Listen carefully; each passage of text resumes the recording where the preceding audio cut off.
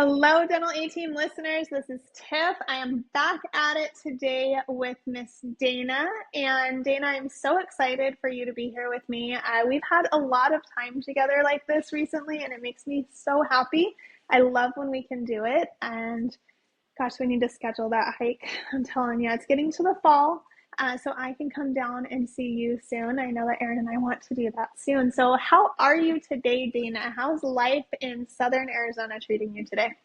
Doing pretty good. Like you said, we're rounding out fall, although it's still in the It's hundreds. so hot. The thought of hiking sometimes is like, you know what, Tiff? Like maybe October. Yeah, no, maybe Maybe we'll push November. it to October because it is still so hot.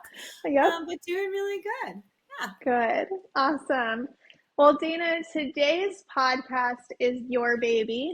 This is something, and I know I always give you like props for the operations manual, and you guys, yeah, she is our operations manual whiz. But this today is something that Dana's actually really fantastic at, and she is fantastic at that too. But this is something that comes from her heart and her soul, and something that we at Dental A Team gifted her as part of her position with us, just because it literally comes from your heart and your soul, Dana, and you are so good at keying into people and what will make them happiest, and how to make people feel appreciated and valued, and with gifts and words for sure, but like celebrating other people and building out end of year celebrations. And I really want this podcast today. This is your baby. I want you to speak to one, how you do it, and two, what are some things that doctors and practice leaders and owners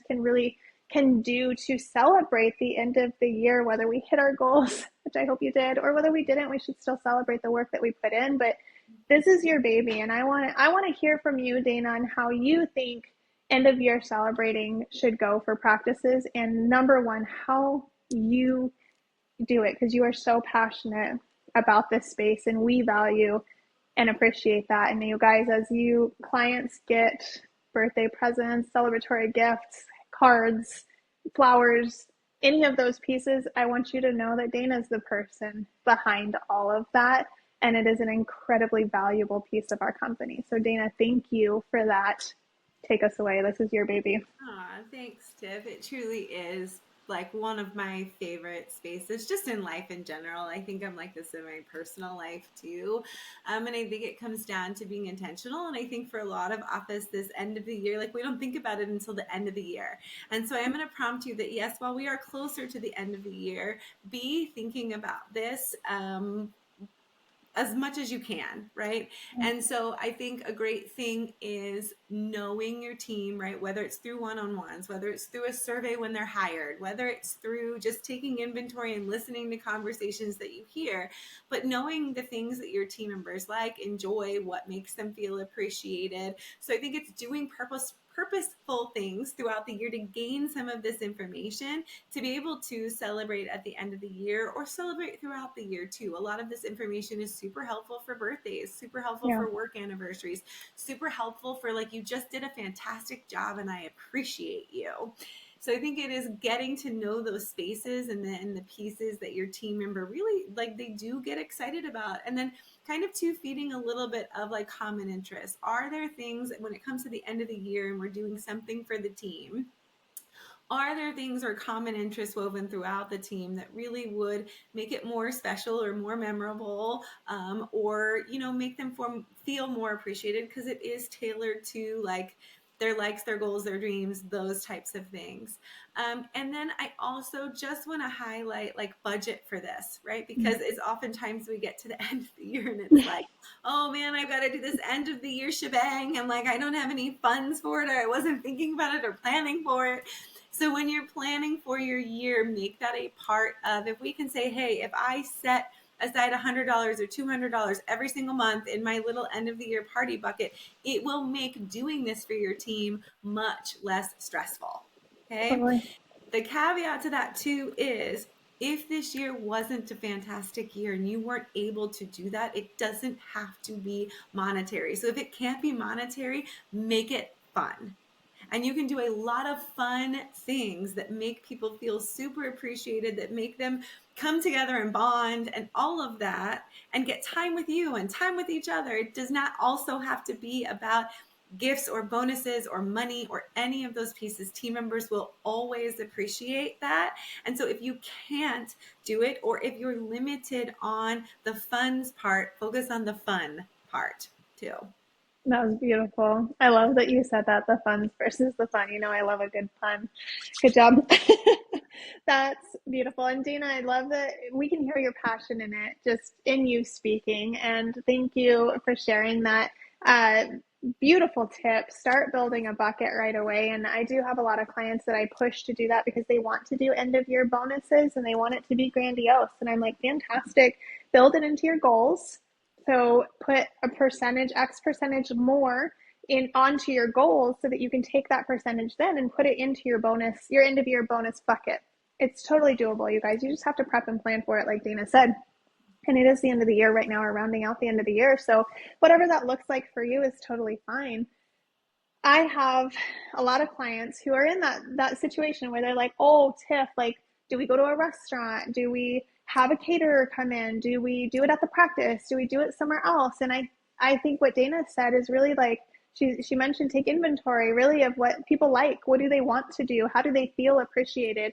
We get asked, do we do families? Do we do just our team members? I've had practices of all walks of life. I've had practices that have had a little bit of difficulty in the family aspect being there, or the spouses, and they've had like run-ins, but that's super non-typical. I've had practices that, gosh, even my own practice, one of my practice I worked for years, we always did a Christmas party or a holiday party at the end of the year. One of my favorite memories, Brody is 16 as of recording this, my son. He was 3 or 4, so it was a long time ago. And this was one of the parties that just sticks with me. I actually think about it a lot. And our office manager and our doctor put together a family Christmas party. And the doctor's wife had majority of planning on this one. But they rented out a space at a hotel nearby the conference room. So they rented out a conference room, and we had this patient. He's incredible. He plays Santa. Like, he's Santa all year round. He has a small voice.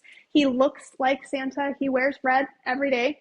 Like, he plays Santa during the holidays for different events and things because he loves it so much. And his wife looks like Mrs. Claus, like literally what you would imagine Santa and Mrs. Claus look like. That's these people. Well, they got this patient to come be Santa, and we did cookies and hot chocolate and like make your own, cookies, do your own icing and stuff in a hot chocolate bar. And we had this incredible party where everyone could bring their kids and they could socialize and get to know each other and do all of this stuff. And it was one of my most favorite events. And I can't even tell you guys, I'm sure there was because I think we did it every year.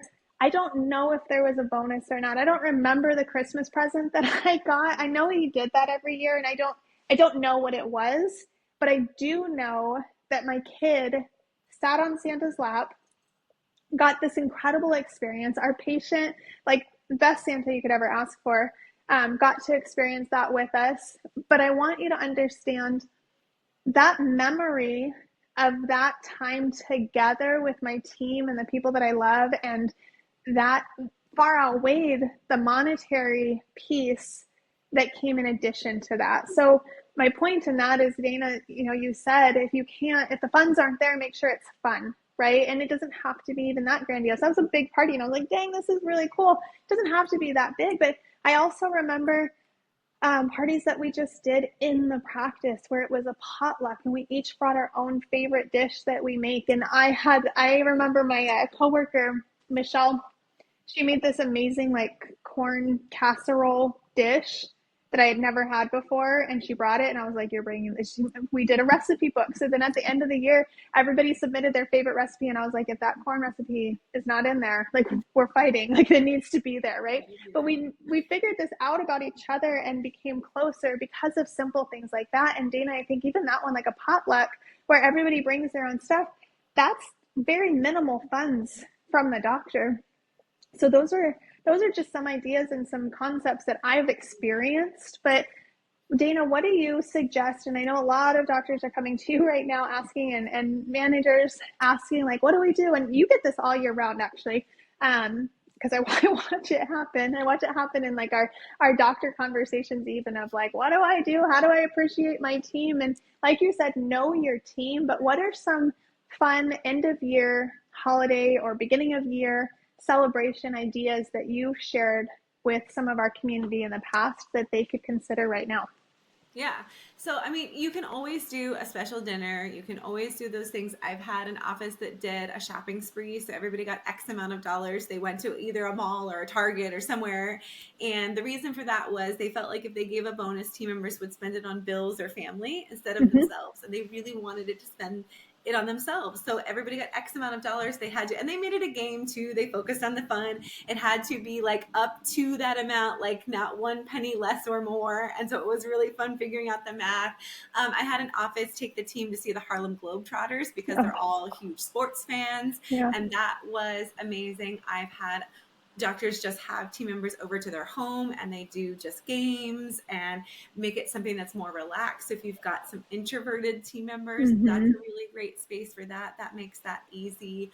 And you know, if you're into music, like going to a concert, and there are all forms of that, right? So if you've got people who are interested in sports, you don't have to go to a professional sports game. Yeah. Find a college sports game, find a local Yeah. sports game, right? It's about being together. And I think Yeah. sometimes we forget that really at the end of the day, that's what we want to do. We want to say thank you for a fantastic year, for really hard work. And we want to do it in a space that is together. So there's all sorts of things. If you've got outdoors, you can do scavenger hunts or hikes together, like we've talked about doing together. If giving back is super important to your team, you Mm-hmm. can even do community service together. Mm-hmm. You can do a food drive together. You can volunteer somewhere together. And all of that, because it is special to them, will be appreciation. Yeah. Yeah, I totally agree. That's that space of getting to know your team, right? And really figuring out what's valuable to them. I think speaking on behalf of leadership within that too, I know within our company, it's fairly simple for us to figure out what we can do together as a team because within our culture, we've built a culture that attracts someone who fits our culture, who fits our core values. And it means that we're all super similar. And while we do have varying hobbies and interests all over the place, like Britt, gosh, she mountain bikes and road bikes. And I'm like, if you put me on a bike, like I'm unhappy, right? Dana, you CrossFit. And I'm like, gosh, if I could get my elbows to move that way, sure, I could try CrossFit, but they just don't do it, right? But I work out myself at the gym and I love it. And I have my Peloton and I do my spin. And the three of us, like, and the rest of the team, right, they all have their varying hobbies within that similar vein of activity. So it's like we know that our culture and our core values has attracted a group of individuals who are interested in health and fitness and who value that aspect of our lives, and it's an important space and an important hobby. So it makes it very easy to be like, great, we all want to move, we want to be doing something. So if you stick us in a room in a potluck, we're going to eat and we're going to enjoy it, but we're going to be like, okay, well, what are we doing? Like, what's the activity? Like, what are we? Walk. Yeah, who wants to go for a walk? Literally. Like, we would just be like, cool, like, there's a mountain not far from here. Like, maybe we could, like, everybody down? Great. And we're gone, right? So we know, like, who we are as a team because we are so culturally based. So as a leader and a practice owner, lean on that too. Lean on what your culture is. Look at your core values and really look at how similar you guys are because you're going to be very different. Dana and I, super similar. We have a lot of things in common, very different, right? Very different. If we switched lives, I would die. I would die, Dana. I don't know how you do it. I watch you and I'm exhausted, right? Like, we are so similar in so many ways, but we are very different in a lot of ways as well. But those similarities, instead of looking at the differences, because I think we tend to say, well, so and so would want this, so and so would want that, and she wouldn't like this. What's the similarity between all of the people on your team? What's something that we all enjoy? Maybe it's coffee. Maybe everybody on your team loves coffee. And it's like, cool, let's have a quick coffee brunch social at the office where everybody brings their favorite creamer or topping or whatever, favorite Starbucks drink. I don't know, like, but you could make it that simple. We overcomplicate trying to appreciate people. And I think I could be speaking totally out of context. I think when we overcomplicate it, we overthink it, and we try to make it bigger than it needs to be, we lose the value and we lose the intentionality, like you said, Dana, behind it, because there's so much wrapped up into the like display, right? Display of it all. It's kind of like, it makes me think of all the times my friends keep talking me into these baby showers and these bridal showers and these stupid balloon arches, right? And it's like you have this idea of how beautiful this balloon arch is going to be, and you put all this work into the balloon arch, and it takes forever, FYI, to do a balloon arch. And then the rest of everything else that was those were the intentional pieces, the picture frames of the bride and the groom to be, and those are left behind because you spent so much time on this stupid arch that comes out wonky every time. So it makes me think of that, where you're like focusing on the wrong piece sometimes, but focusing back in on that intentionality and the similarities and letting it speak from your heart. Dana, you do this space for us in our company, and you do it so well because of your intentionality and the heart and the purposefulness that you put behind it. So I think everything you said was a great reminder for them to do that. And pop quiz, Dana, I'm throwing this out at you. What do you think? I know you love it when I do this. You guys know I'm just off the cuff all the time. I hope you realize that at least. That's just how I live my life. That's how I live my life at the dental team, just off the cuff. That's why I come to podcasting sweating. Yes. As you should. I understand. As you should. I do the same thing. Kira and I both do it. And Kira, and she'll have me on the podcast, and she's like, okay, and we will prep for the podcast prior. Like, okay, these are the things we're thinking. And then as we're like, okay, push record. And then she's like, I have a great idea, you guys. This is totally not what we talked about. And I'm like, here we go. Totally off base of what we talked about, but it's always fantastic. So anyway, side tangent. Pop quiz. What are maybe 2 things that our doctors, our owners, our practice administrators can do right now to figure out what they want to do, because the end of the year is coming, how they can celebrate? What are 2 things that they could do, they could put into action right now to start really getting the ball rolling if they haven't already? Yeah, I think 1, take a look at your funds and set a budget for whatever the event is going to be. And then 2, I think it is, if you haven't been able to figure out these pieces throughout the year, intentionally try to get to know, whether it is through a survey, whether it is through, hey, we're just going to have one-on-ones, I want to check in with everyone, but find space to figure those things out about your team. And then if I can add a third, I'm just going to add a third really quick because you riffed, so I'm going to riff. Do it. And my third one is focus on the appreciation. It doesn't yes, this is an event and you can throw the biggest party, but at the end of the day, if you don't say thank you for such a fantastic year, it's kind of lost its purpose. So just look and say, what do I want to celebrate, and make sure that like the appreciation and that is what is showcased in the event. I love that. And thank you for riffing. And anytime I want you to do that, to interrupt me. You know, I'm long-winded. Those are beautiful. Thank you, Dana. And I love that this was your podcast today, because I think it's your space of life where you really thrive. And I can feel the passion from you when you get to do these things, or when you get to talk about it. And it just makes me really, really happy that you can be that passionate about it, and that you can, one, hold that space, because y'all know I would get to the day that it was due and be like, shoot, like, I'm going to send the gift card by email because I totally forgot to send the thing that was so cool that I thought of 6 months ago that I forgot to order, because that's me. So thank you, Dana, for being that person.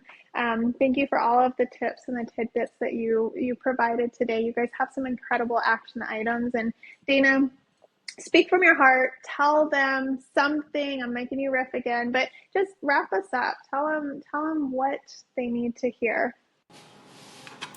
Yeah, I think just go into the end of the year, even if it wasn't your best year, the year that you had the most growth, and find the appreciation somewhere. Find the beauty in the journey of this year with your team, and then make sure that they hear it, they feel it, and that you take time to celebrate it, even if it was really hard. You got through it, and you got through it together. I love that. Thank you so much.